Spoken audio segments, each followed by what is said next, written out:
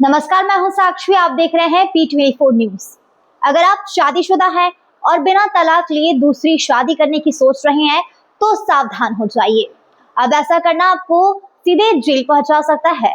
भारतीय कानून के तहत पहली शादी के रहते दूसरा विवाह करना गंभीर अपराध माना जाता है। इसके लिए 10 साल तक की जेल और भारी जुर्माने का प्रावधान है।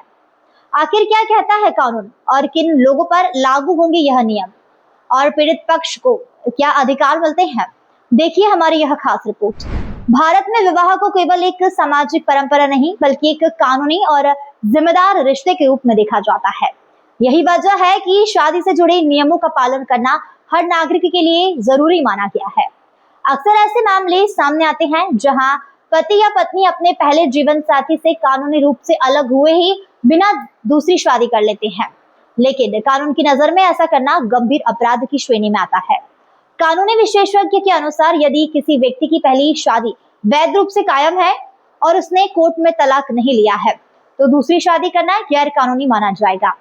ऐसे मामले में पीड़ित पक्ष पुलिस में शिकायत दर्ज करा सकता है और न्यायालय की शरण भी ले सकता है। कानून के तहत दोष सिद्ध होने पर आरोपी को 10 साल तक की जेल और जुर्माने का सामना करना पड़ सकता है। यह नियम केवल पुरुषों पर ही नहीं बल्कि महिलाओं पर भी समान रूप से लागू होता है, यानी कि कोई भी व्यक्ति कानून से ऊपर नहीं है। विशेषज्ञ यह भी बताते हैं कि केवल अलग अलग रहना, आपसी सहमति से दूरी बना लेना या परिवारों के बीच समझौता हो जाना तलाक नहीं माना जाता।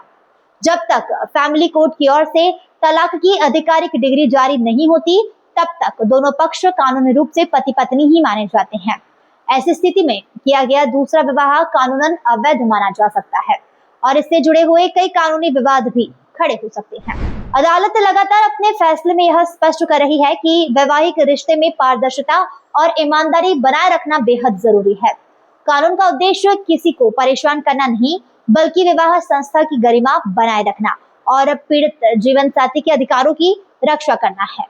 इसलिए बिना कानूनी तलाक लिए दूसरी शादी करने से पहले कानून की जानकारी होना बेहद जरूरी है।